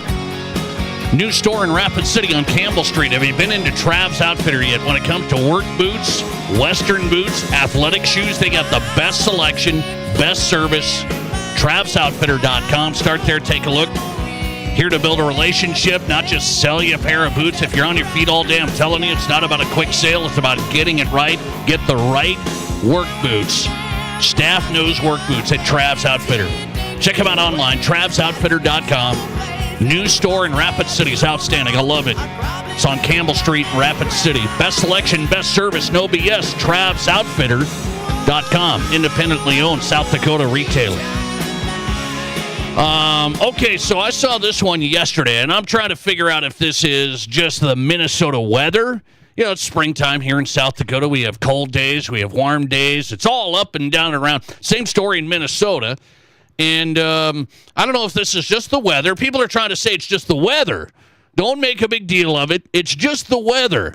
It was Minneapolis yesterday, like 30. That's a balmy 30 in April. And so there was nobody at the Twins game. So there was nobody there. And this thing went viral on social media because the Twins did a fancy starting lineup like Sunday Night Football. They had the players' live video come up, Byron Buxton, and stuff. So they did the camera shot, and it was like a drone going through Target Field. There was nobody there. And so the thing about it is baseball season's just started, and so there's one side of the group that's saying today, it's 30 degrees, it's April, kids are going to school, families are busy, nobody goes to the Twins games right now. And then there's this other side of the Twins fan base today that's saying, yes, let's stick it to the Pohlads. This is what we're going to do. We're not going to support the Twins until they start getting serious and all of that stuff. So which is it? I want to know tonight from Minnesota Twins fans. Are you going to start filling up Target Field when the weather gets nice? You want to get downtown. You just enjoy it. It's going to be a nice summer in Minnesota, and you don't care if the Twins win or lose. Is Target Field going to fill up, or are you going to keep on sticking it to the Pohlads, keep on sticking it to the man saying the Twins are going to learn a lesson? What do you think? What do you think the answer is to that? What is the answer? By the way, they announced paid attendance. You know what that means, right? So it's, hey, paid attendance tonight. Paid attendance also includes season tickets. So even if the season ticket holders aren't there, they've already paid for those tickets. So they can get away with, I guess the announcement yesterday was paid attendance just over 12,000. but Minnesota reporters are saying it was like 1,200. So they were saying like 1,200 fans. And when you got Target Field, so you can see the video for yourself. Check it out tonight. And there was nobody there. I mean, I'm saying I'm not a Twins expert. I haven't been to a Twins game in April. So I haven't seen, crowds, cold weather. It's 30 degrees. Are you going to go and watch baseball? It's a tough sell, but is it going to get better as the season goes on? I would say it will get a lot better. What's the crowds actually going to look like? Are there Twins fans that are truly upset? I think so, but it's really hard for me to believe that fans will stay away because they're mad at the owners. I usually don't buy that one. So they're trying to say yesterday was the sign. Nobody went to the game. I think it was 30 degrees in Minneapolis, and it's April baseball, and everyone's like, I'm out. I think Twins fans are still going to go because I've seen this in Denver. Colorado Rockies are terrible. They just and Denver fans will still go and watch the Rockies. Now, the Rockies fan base is passionate like the Twins, so I think they think they want them to be good, and we want to support them. People continue to go to the Rockies games. I think even though the fans fell off late last year because the Twins were out of it, fans are going to be going to Target Field. I don't think you're going to see like this big fall off because everybody's mad. At least I don't think so. I think yesterday was just nobody went. It was bad. I mean, it looked really, really bad. So if it was 1,200 fans, that's unbelievable. Unbelievable in Minneapolis for a Twins game. 30 degrees, I think, was the key. I don't think Twins fans are going to be so mad that they're not going to go. Listener text, the attendance at Target Field looked like a UFL game. Yeah, it's about right. It's about right. I mean, I've seen bigger crowds at South Dakota sports contests. I've seen bigger crowds at soccer games than that. I mean, come on now. But you know how soccer fans are. We're a little wild. A little wild. Speaking of sports, hey, South Dakota sports, I want to get into this. Our question of the day tonight. So it's club sports season, right? It's kind of club sports season. You got soccer going on in the spring. You've got volleyball going on. You've got basketballs already starting up. Yes, AAU club basketball. So everybody's getting into that spring, summertime here. This is Club Sports Takeover. I talked to a coach, and I was talking to this coach about college recruiting, and we were discussing, do you have to play club sports to get recruited for sure now to be a college athlete? My discussion and debate point coming up. This is the Nate Brown Show. Some people take sandwiches very seriously, like lining up the pickles just so. Seriously? That's why they start with Country Hearth Dakota-style 12-grain bread. Soft enough for your inner child, sturdy enough to hold the works. Turkey and Swiss, roast beef and Havarti. That leftover meatloaf situation? Country Hearth turns every sandwich into a masterpiece because life's too short for boring bread. Country Hearth, the best of your sandwich. At Dakota Bank, we're more than just a place to bank. We're your neighbors. From everyday banking to home mortgages, insurance, and trust services, we're here for every step of your financial journey. We believe in doing what's right for you because we live here, work here, and care about our communities just like you do. Go with confidence, go with trust, go with Dakota Bank. Member FDIC, equal housing lender. Insurance and investment products are not FDIC insured, may lose value, and have no bank guarantee. It's the Big 24 at Cadillac Jack's Gaming Resort. We're celebrating 24 years with an April packed with chances to win big. Every Friday and Saturday from 8 p.m. till midnight, we're giving away a share of over $50,000 in cash and prizes. Be here for drawings twice each hour with growing prizes as the night goes on, including 5 chances to win $1,000 from 10 p.m. till midnight. Come be a part of our 24th anniversary at Cadillac Jack's Gaming Resort in Deadwood. How will your night play out? If you want the peace of mind that your next pre-owned vehicle is the best it can be, you want Honda True, and you only find it at Danny Manholt Rushmore Honda. Our Honda certified pre-owned vehicles are thoroughly inspected and backed by 7-year, 100,000-mile powertrain coverage, up to 2 complimentary oil changes, 24/7 roadside assistance, inspection report, and 3-day exchange. You simply can't buy the wrong vehicle. Search our inventory at honda-true.com or see us at Denny Menholt Rushmore Honda. KIMM Rapid City and K294BT Rapid City, the Black Hills Sports Station, 106.7 FM and 1150 AM. Fox Sports Rapid City. Looking for a great place for a pregame meal that really satisfies? Or maybe you want a place to take your all-star after the game. Or you're looking for a place to enjoy a delicious meal while watching your favorite team on the big screen TV. Valley Sports Bar and Grill has all the bases covered for all those things and more. Top-notch, friendly, and attentive service. Wall-to-wall big screen TVs with all the big games. And the absolute best wings in Rapid City. Valley Sports Bar. Make it your place. 1865 Valley Drive, Rapid City. Okay, ma'am, just a few rules to follow for your new windows and doors. Okay. No washing. For how long? Forever. No shades, no furniture within 4 feet of the window. How am I going to do that? Yeah, I'd stack your furniture in the center of the room, and after the first rain, stay away from the window. You're freaking me out. There's no need to be freaked out about installing new doors or windows. Renewal by Anderson has installed over 100,000 windows and doors. Oh, and don't lean on the window. We wouldn't want you falling out. I can't lean against the window? No, you can lean, just don't put any weight on it. The guy who sold me the windows didn't tell me that. Don't know. I'm just a subcontractor for the contractor. Renewal by Anderson has master craftsmen who follow your job from start to finish. Oh, and the picture window in the back room, it was an odd size, so we made it a little smaller. How much smaller? Yeah, about 5 feet smaller. Yeah, well, now it's not a picture window. Well, sure it is, if you hang a picture on it. Brilliant. Yep, that's why you pay us the big bucks. By the way, I only take cash. Make the best decision for your home with exclusive custom-fit Acclaim windows and ensemble doors. Only from Renewal by Anderson. Learn more at rbarapidcity.com. This is the Nate Brown Show. From the biggest national names to the hottest stories across South Dakota. Welcome to the Nate Brown Show. Here's your host, Nate Brown. All right, welcome in. Second hour. Let's get rolling tonight on your drive home on a Tuesday. Thanks for spending some time with us. However long you do, we appreciate you. We are live on Fox Sports Radio. The Nate Brown Show is South Dakota Sports Talk Show, where it's always a great day in South Dakota. We are powered by Black Hills Federal Credit Union, my family's banking partner, and I'll tell you, that's the best choice in South Dakota. They have 18 locations across the state, from the Black Hills all the way to Sioux Falls.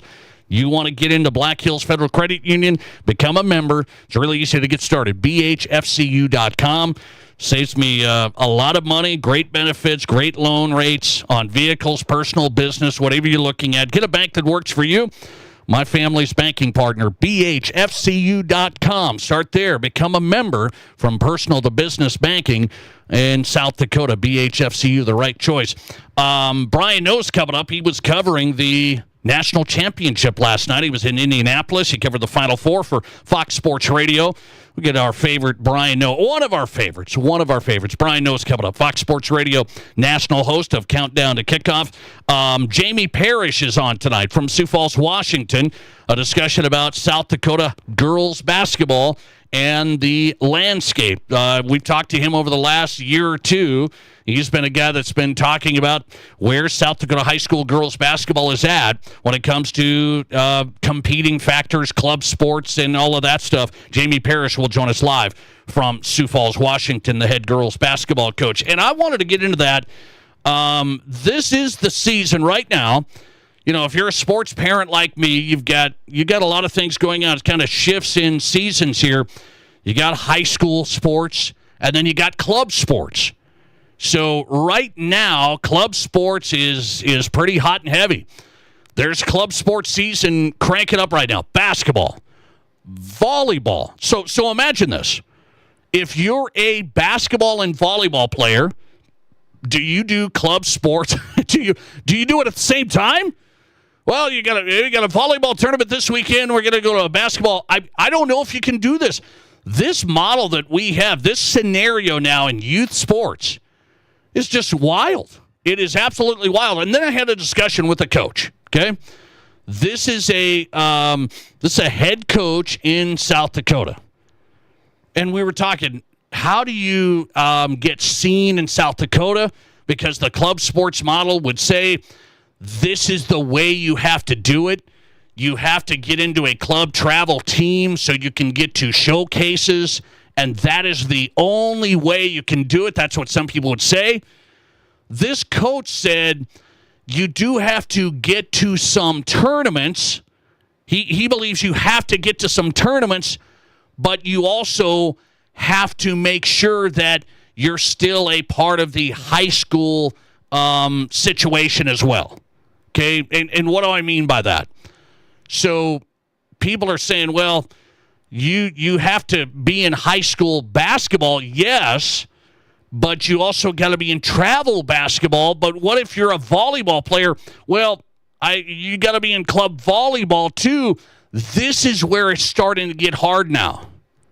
This is where I think parents and athletes, it's starting to get real hard, because people will say, yes, in South Dakota, you can't just play high school sports and get a college scholarship. That's what most people, I think right now. And that's what I wanted to ask in our question of the day tonight. Question of the day. And I'm not talking about football. So football's a different animal. South Dakota high school football, and really the football model, you're playing high school football, that's how you get recruited. There is not a club. Yeah, I mean, there's club teams, I get it, but that's not the model to college. That's not your pipeline to college. How have all the other sports went to that category? Every other high school sport now, you have to play club travel sports to get college looks, right? And this coach admitted that to me. I mean, he didn't say, like, everybody's going to get D1 scholarships when you go to showcases. That's not the point. But you also, he was trying to say you can find a balance to where maybe you want to play in this tournament, that tournament. It's not like you have to travel all over the country. So what's the right balance? And that's why I think parents and athletes, nobody really knows that answer. Everybody's being sold, well, I got to get on this team, and I got to travel to this tournament. I got to travel all over Phoenix, Las Vegas, Chicago. And if you're a basketball player, you're thinking, well, high school basketball is my ticket. Well, but I need to get on this elite travel team, AAU, and I got to go to these huge showcases in the summer.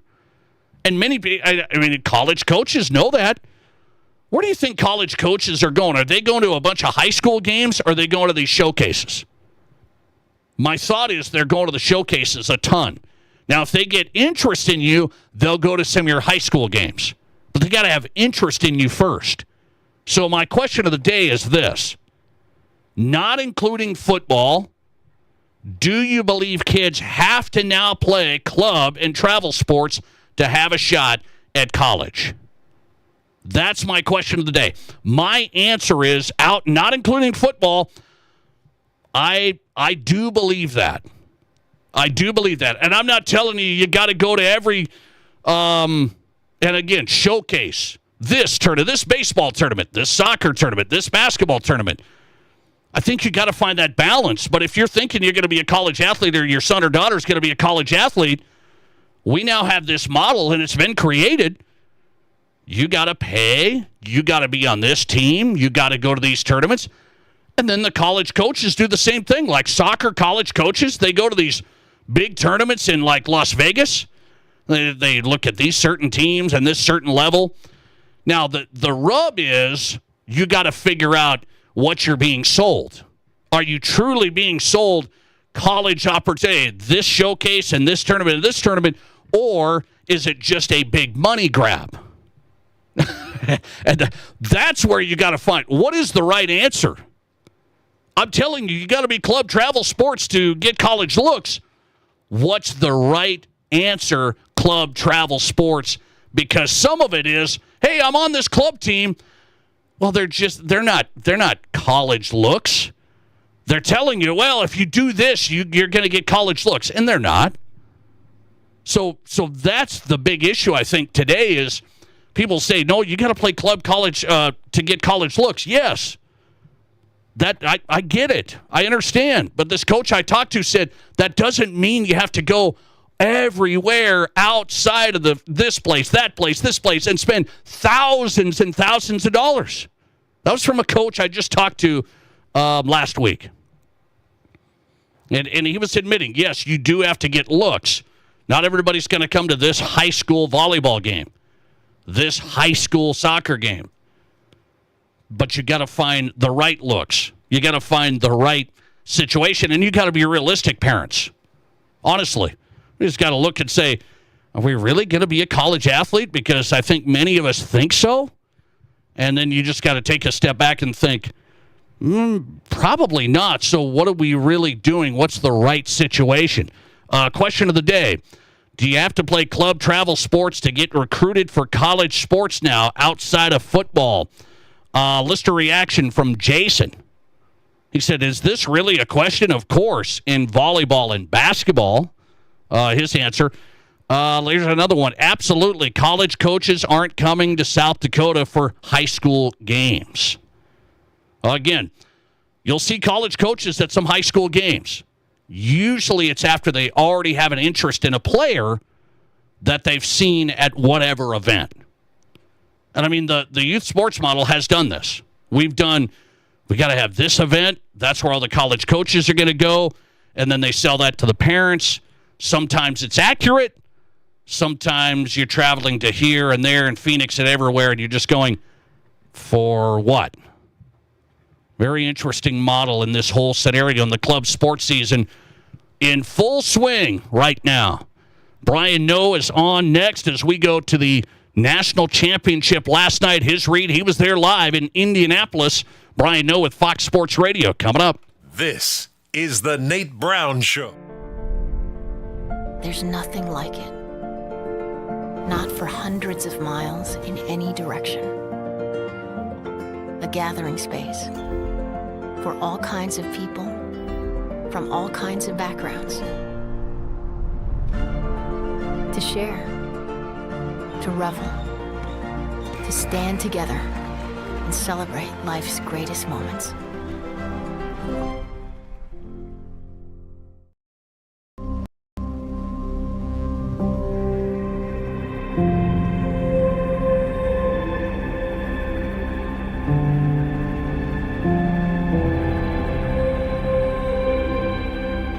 We are number one, so you can always be their number one.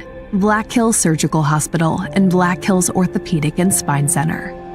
The number one hospital in the nation for major orthopedic surgery. At Renewal by Andersen, we handle everything from start to finish and beyond. We are your full-service custom replacement solution. Buy one Acclaim replacement window or ensemble entry door and get the second 40% off with no money down, no interest, and no payments for 12 months. Plus an extra 5% off the entire project if purchased on initial consultation. Don't wait. Call today or visit RBARapidCity.com to book your free estimate.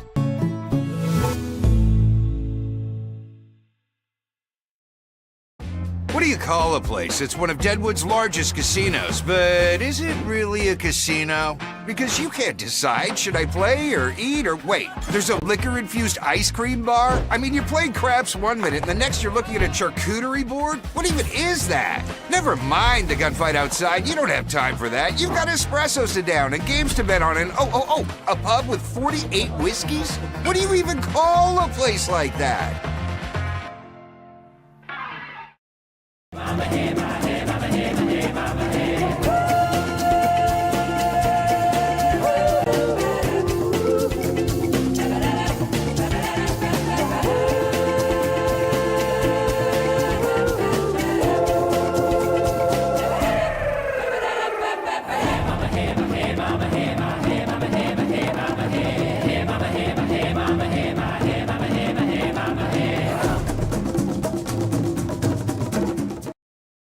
I didn't know anything about radon. I didn't know it's a gas you can't see or smell. I didn't know it's radioactive from decaying uranium deep underground. It can seep through cracks in your foundation and collect in your house. 1 in 15 homes have high levels, and you don't know if yours is one of them unless you have your home tested. And radon? Well, radon is the second leading cause of lung cancer in America. I wish I would have known that. Call Blackburn Foundation Repair for radon testing and mitigation. There are 1 billion credit card transactions around the world every day. That's 11,698 swipes a second. It's easy to forget that behind each one, there's a person, a family, a dream, a connection being made. the Black Hills Federal Credit Union Visa. For members who want to make the most of every transaction. Sports News. This is South Dakota's sports talk show, The Nate Brown Show.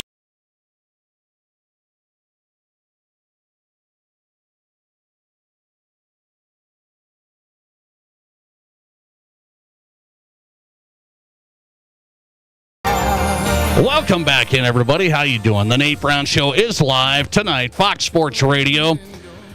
Don't tell me that you don't wait up for one shining moment. My wife came into the living room. She goes, has One Shining Moment played yet? No, it's coming up. It's coming up. I even texted Matt Kearney, the producer of the Nate Brown Show. I said, One Shining Moment's coming up. You think he responded? No, he didn't. So Brian Noe was there last night, Indianapolis, national title game. Michigan wins it. He is with Fox Sports Radio. Brian Noe, One Shining Moment. You rate it where? Where in your must-see for the NCAA tournament? Wow, I don't know where I would rate it among everything else, but it's a nice little cherry on top, you know? Like, it was funny because I was on the court after the Michigan, all the festivities and all that. Dusty May was watching One Shining Moment on one of the big screens in the arena. Yes. Like he was scouting UConn. You know, like when he was sitting courtside, like scouting UConn. He was watching One Shining Moment like it was an upcoming opponent, man. He was completely locked into it. Okay, I'm into it as well. I mean, it's just put a cap on the season, on the tournament, and I watch One Shining Moment every year. Okay. You were there last night. Everybody said, well, Michigan's the best team. I did not think it would be a runaway. I just thought UConn was tougher than Arizona, just tougher. And even though both teams didn't shoot it well at all, UConn did play tough. They fouled too much. UConn hung around. It did feel like Michigan could have won that easily. What'd you break it down last night? Yeah, I mean, I thought the first part of it was true. Like UConn did exactly what Arizona should have done. You know, just slow it down, muck it up. You know, make it a more of a half-court game. I know Arizona can run and gun with the best of them, but it was pretty clear that they had nothing for Michigan that night, and they really didn't adjust. So I thought UConn had a much better game plan. And it was a close game toward the end. Michigan just couldn't hit an outside shot, 2 for 15 from distance.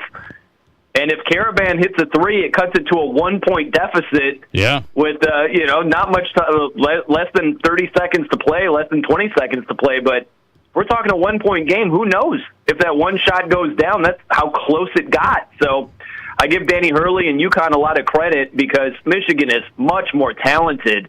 But for UConn to just hang around and make it a game at the end says a lot about them. What does it say about the Big Ten, Brian? No, they finally get a national championship. The Big Ten's had a long drought here. People say, well, it's a good basketball conference, so is the Big Ten back?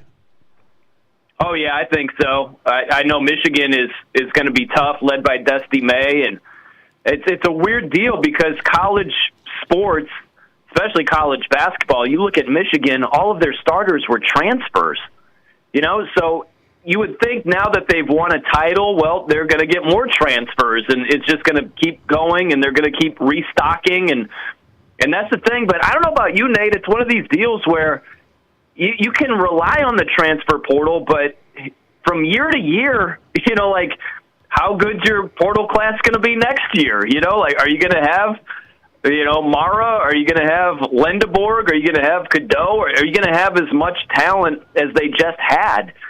And who knows? It's a year-by-year deal. So I think that's a big shot in the arm for the Big Ten. They finally won a title for the first time since 2000. That's a long drought. Finally over with. Dusty May is a heck of a coach. I think he's the Frank Signetti of college basketball, right? In Indiana, if they would have booted Mike Woodson a year earlier, they might have gotten Dusty May. They might have Signetti and Dusty May, which is crazy to think about. But I think what Dusty May is doing, winning a title in his second year at Michigan, is very comparable to what Frank Cignetti did winning a title in his second year at IU. Brian Noe on tonight. He covered that Fox Sports Radio host of Countdown. He was at the Final Four in the National Championship in Indianapolis last night. What do you think of the scene last night? Lucas Oil Stadium, Indianapolis, Final Four. I was watching your social media. I think you had a pretty good seat, man. Not a bad view. Yeah, not bad at all. I just blended in. I was totally not supposed to be there, Nate. So, like, I was in the press box on top of the lower press boxes. Like, that was my seat. That was my media credential. Was like I was looking down at where the Eagles were nesting. Like, I was looking down at the Jumbotron. You know, like I was on top of the stadium, and I'm like, no, not doing this.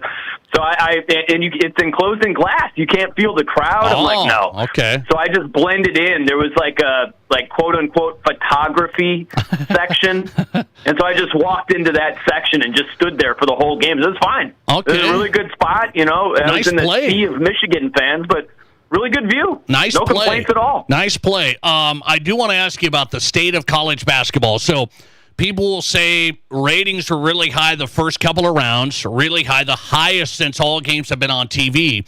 So we haven't seen Final Four national championship numbers yet, but we'll see where this is at.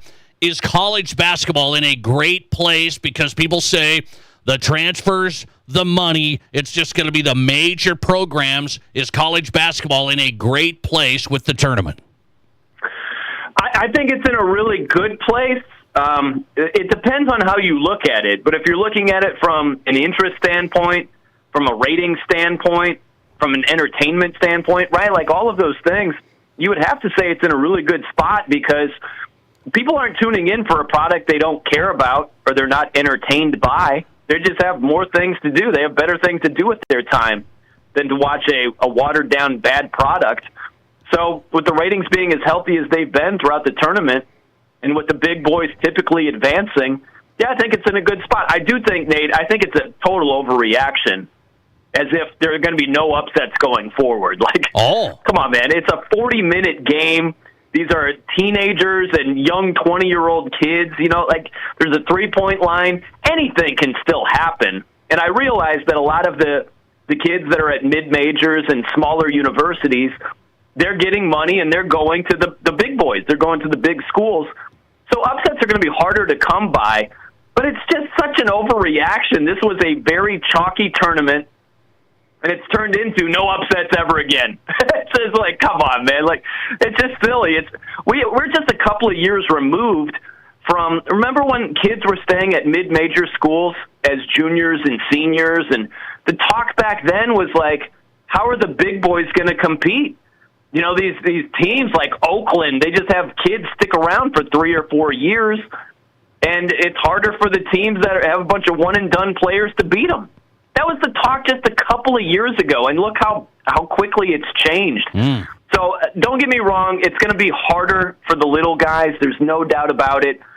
But to act like there are going to be no upsets and no Cinderella stories ever again, it's just ridiculous, man. There's clearly going to be that. And in the meantime, if it's just chalkier than it used to be, the ratings reflect that. People are okay with that. So, yeah, I think college basketball is in a pretty good spot. Another college basketball question for Brian Noe. What do you think? Mike Malone from the Nuggets to North Carolina. They're going to pay him big money. NBA coach, 20 years, now to college. What do you say? I actually am one of the few people that like the move. And I get that, especially North Carolina fans are like, whoa, this is just out of left field. Like, we didn't hear Mike Malone's name mentioned with any of the other guys. You know, it was Tommy Lloyd and Dusty May and even Billy Donovan was a hot name. Like, you know, we didn't hear Michael Malone at all. And then all of a sudden it's like, it's Michael Malone, and he's making $8.3 million per year, which is right at number 2 now. Under Bill Self, it's like, whoa, what is happening? But it's North Carolina. Of course he's going to make that much money. He's won an NBA title. And I think, Nate, the way he goes about coaching, I think he's more fitted for the college game. You know, like that was the thing in the NBA where That's why I don't think Danny Hurley really would have worked out in the NBA. He's so competitive where it's just such a longer haul in the NBA.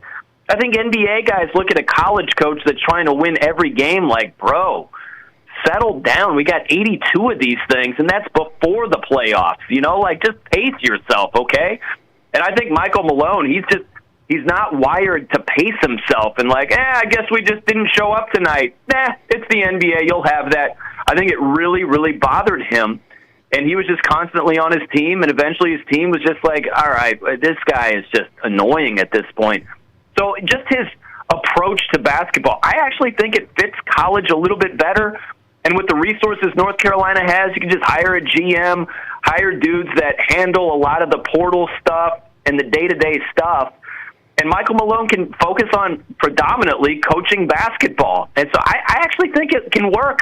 I understand the negative reaction because the name came out of left field.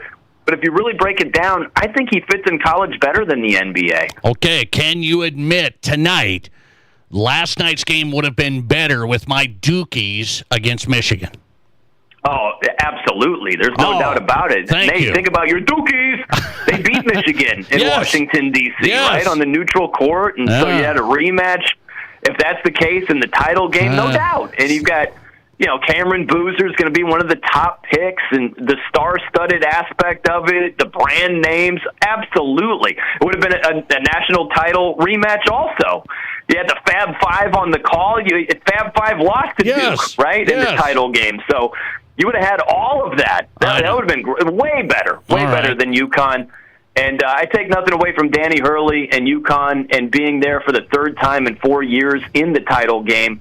They've had a magnificent run, but there's no doubt when you talk about the cachet and the star power attraction, there's a difference between Cameron Boozer and Alex Caravan or Terrace Reed. Those guys are really, really good players. Yeah. But they're not going to be top 5 picks. I know. So, the Dukies would have been a bigger matchup. It's sour grapes. Duke messed it up. I get it. But nonetheless, Michigan, everyone acts like, oh, man, they're the best team for sure. I'm like, I think so.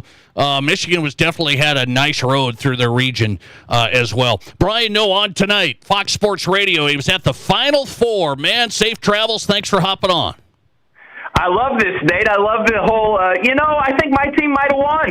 You could play that in the Super Bowl with your Broncos. It would have been better with the Broncos there. They might have won. Who knows? You could do that with the Dukies here in college hoops. I liked it. Both things are true. We can create more fictitious matchups in our mind. March Madness isn't over yet. I like what you're doing here. Thank you very much. And both of those are true. By the way, the Broncos should have been in the Super Bowl, too. Thank you very much. And Brian Noe knows that. Brian Noe, Fox Sports Radio on tonight. Yeah, he hit it. My Broncos should have been in the Super Bowl, and my Dukies should have been in the title game last night.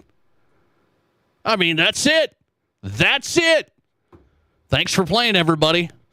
Jamie Parrish is up next. Sioux Falls, Washington, head girls basketball coach. Big discussion on where is girls basketball at in South Dakota. We had him on last year. What does he say this year? Coming up. This is South Dakota's Sports Talk. There's nothing like it. Not for hundreds of miles in any direction. A gathering space for all kinds of people from all kinds of backgrounds. To share, to revel, to stand together and celebrate life's greatest moments.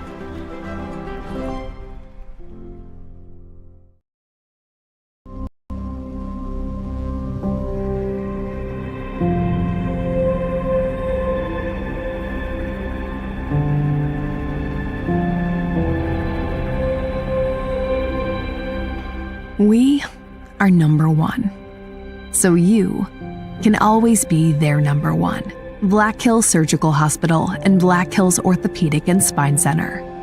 The number one hospital in the nation for major orthopedic surgery. At Renewal by Andersen, we handle everything from start to finish and beyond. We are your full-service custom replacement solution. Buy one Acclaim replacement window or ensemble entry door and get the second 40% off with no money down, no interest, and no payments for 12 months. plus an extra 5% off the entire project if purchased on initial consultation. Don't wait. Call today or visit RBARapidCity.com to book your free estimate.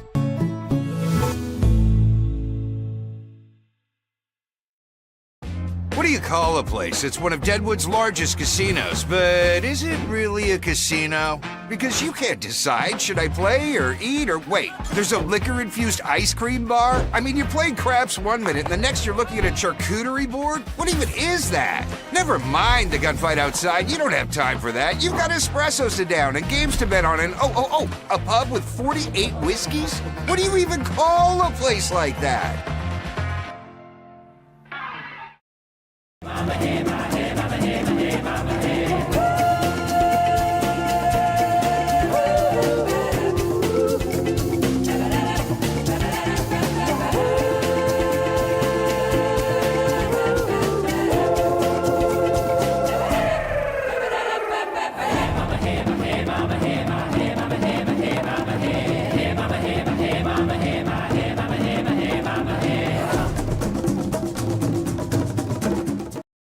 I didn't know anything about radon. I didn't know it's a gas you can't see or smell. I didn't know it's radioactive from decaying uranium deep underground.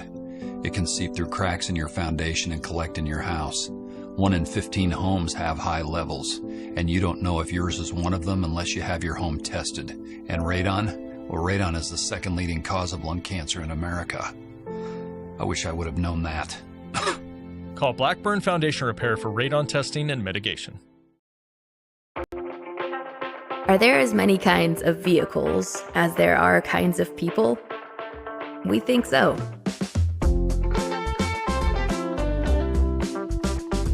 At Black Hills Federal Credit Union, we help all kinds of people come together with all kinds of vehicles. With loans made to fit everyone and every ride.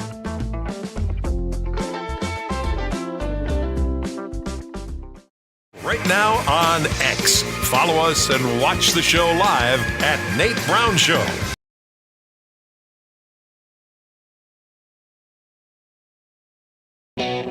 All right, we are back from our vacation. I mean, we were back yesterday. I don't know where you guys were, but we were back yesterday. We're back and ready after a spring break. Glad you're here. The Nate Brown Show is live. Fox Sports Radio, our coverage across South Dakota on KWSN Sioux Falls and Fox Sports Rapid City. Well, we had Coach on last season, and we talked about South Dakota High School girls basketball, and he's been out front on this, early on this, and trying to improve the numbers, retention, the health of South Dakota High School girls basketball participation. It's Sioux Falls, Washington head girls basketball coach Jamie Parrish back on the program as he made another impressive run this year in AA girls, almost getting into the state title game, a tight one in the semifinals at the AA tournament a few weeks ago in Rapid City. Coach, good to get you back on. How are you? Doing well. Thanks for reaching out, man. It's always great to catch up. Well, I appreciate your time. So right off the bat, and I don't know if you've crunched any numbers, but just anecdotally, as you talk to coaches this season, where are we sitting at, Coach, when it comes to South Dakota High School girls basketball? I know of a couple of AA programs that had numbers decline this year. What are you seeing? Yeah, that seems to be kind of the common theme. Individual communities, it's hit and miss. There's some that gain a little, lose a little, but overall, the number of kids coming out is, I feel like it's still on the downhill trajectory. And then along with that, some of us that are getting more kids out, and this is great, but you were walking up and down the hall, you're recruiting, you're begging, you're pleading, you buy them ice cream sandwich or whatever it is, to just try to get those kids out. It's getting more and more difficult. Okay, so here's one thing that I'm discussing tonight is I'm talking about high school sports and club sports. Right now, it's the season of club sports. So here's what happened. You guys just wrapped up the girls' basketball season, and guess what? I mean, you know this, but some people don't. Right after that, you could then go play club volleyball, or there's a lot of AAU even starting up right now. So it's one of those things. It's like, what do kids choose to do? If I'm a basketball player, well, I'm just going to play basketball. But if I'm a volleyball player, if I'm a soccer player, if I'm a softball player, I guess I have to play club sports. I can't be doing basketball and volleyball at the same time. Is that the challenge? That is the challenge. Is there were live events, or not live events, not college attended, but there were events the weekend after our boys' state tournament. Yeah. So if you were at the state tournament, you could have turned around and played again the next weekend already, or if you were knocked out in a SODAC game or something, maybe had a couple weeks off. But, the basketball is already started.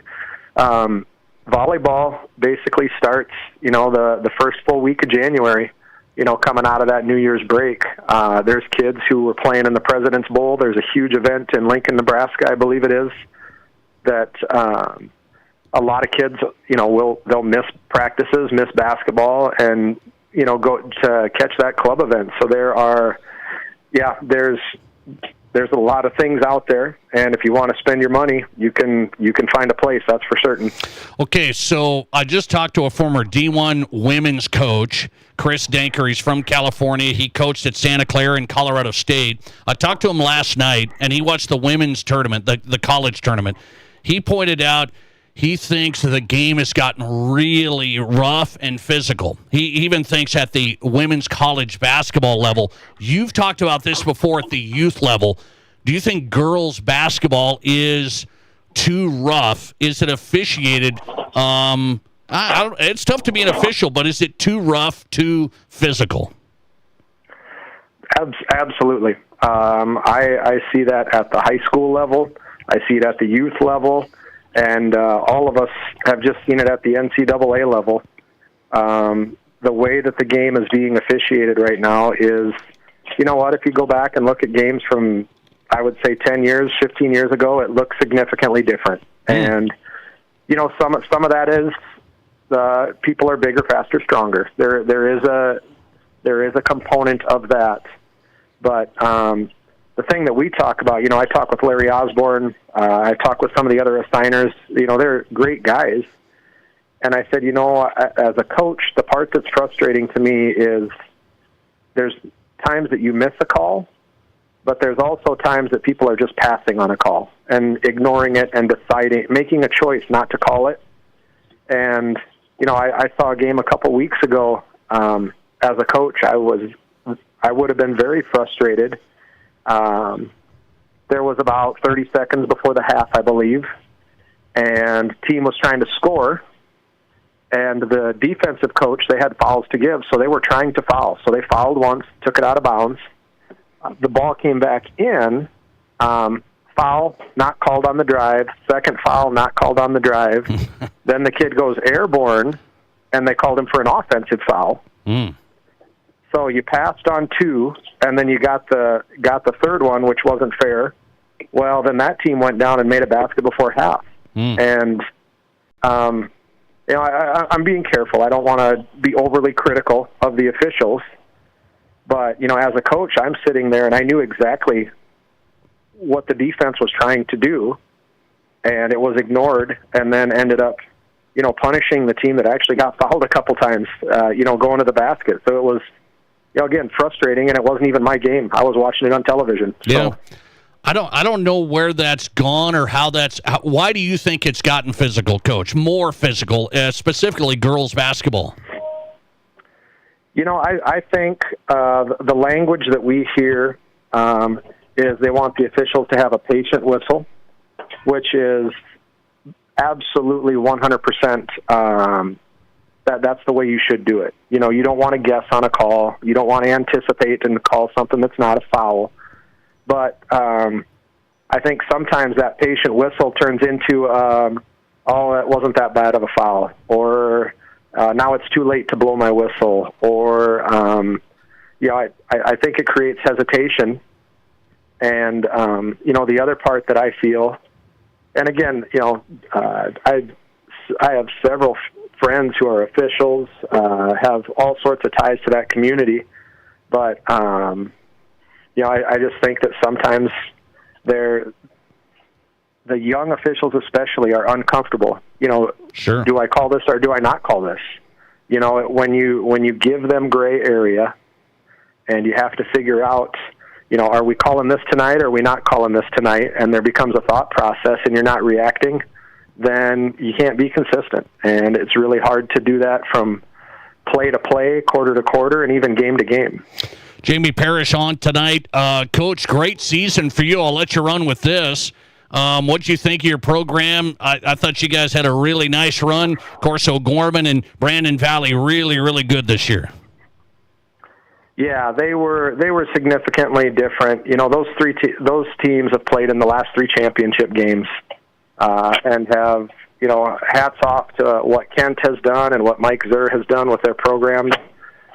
They're really deep right now. They have so many kids that play. They're getting a lot done at practices. But we told our kids the same thing that we tell them every year.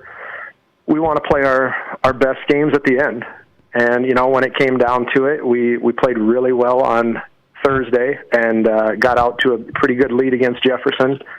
O'Gorman, it was a 1-possession game until Ruby made a really tough shot that went straight up, bounced off the rim, and went down. And then we turned around and played really good against Aberdeen the next day. Our kids they kept getting better. We played O'Gorman 3 times and got better each time we played them. We played Brandon once. There was a point in the game, I think we were down 18, and then we ended up in overtime. And, their experience just got them a 4-point lead, and they wouldn't give that up in overtime. So we're right there. And I'm not real big on moral victories and saying, gosh, almost. But I am proud of what our kids did. That's what we ask. Yeah, play your best, keep getting better, and and they did that for us. You had a nice year, another nice year for Jamie Parrish at Washington. Coach, we'll get you back on, talk hoops more. I appreciate you hopping in. Thanks a lot. Hey, thanks for calling. Really appreciate it, Nate. Thanks for your time. Jamie Parrish on tonight at Sioux Falls, Washington, and we're back after this. This is the Nate Brown Show. I didn't know anything about radon. I didn't know it's a gas you can't see or smell. I didn't know it's radioactive from decaying uranium deep underground.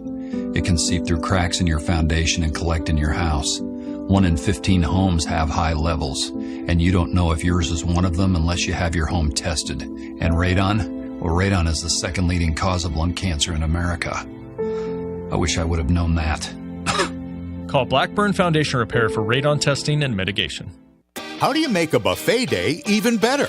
Make it a play day. The Pizza Ranch and Fun Zone Arcade is your place for good food and good times. Won the big game? Make it a play day. Aced your test? Make it a play day. Just need to get out of the house? Make it a play day. The Pizza Ranch and Fun Zone Arcade has all your favorites and all kinds of fun.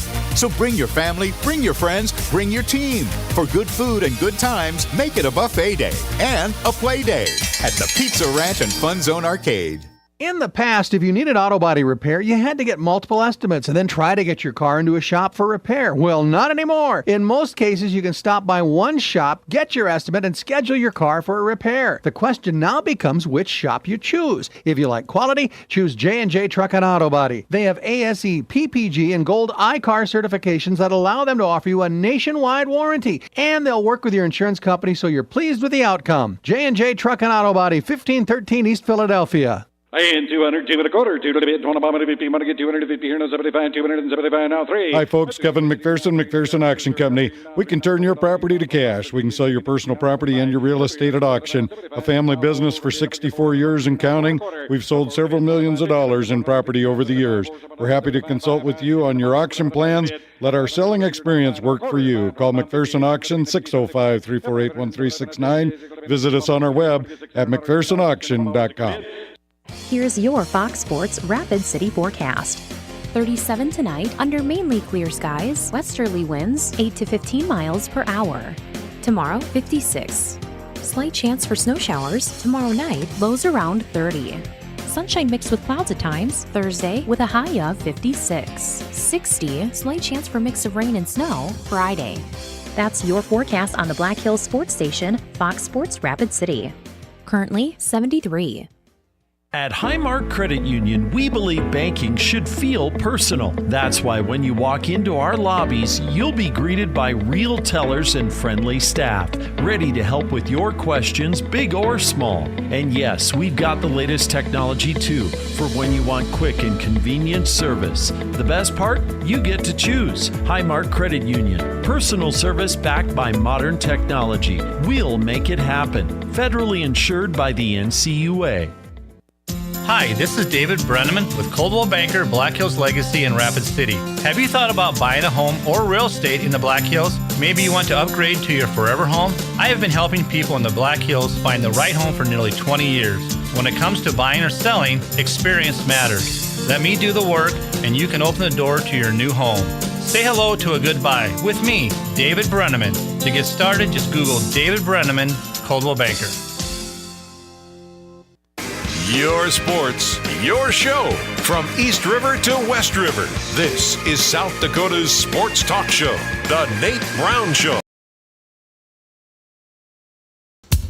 All right, let's do this. Who's hot and who's not? Brought to you by the Pizza Ranch, East 10th Street, Sioux Falls, and in Brandon. In my Who's Hot category tonight, it's got to be Mike Malone. Did you see the contract? 6 years, $50 million for Mike Malone in North Carolina, second highest paid college coach in the country. In my Who's Not category tonight, the Summit League transfer portal men's basketball so far. Summit League teams, 44 players in the portal today. Thanks for listening to the Nate Brown Show. Back tomorrow. My reason why is community. My reason why is leadership. My reason why is to inspire others. Why do thousands of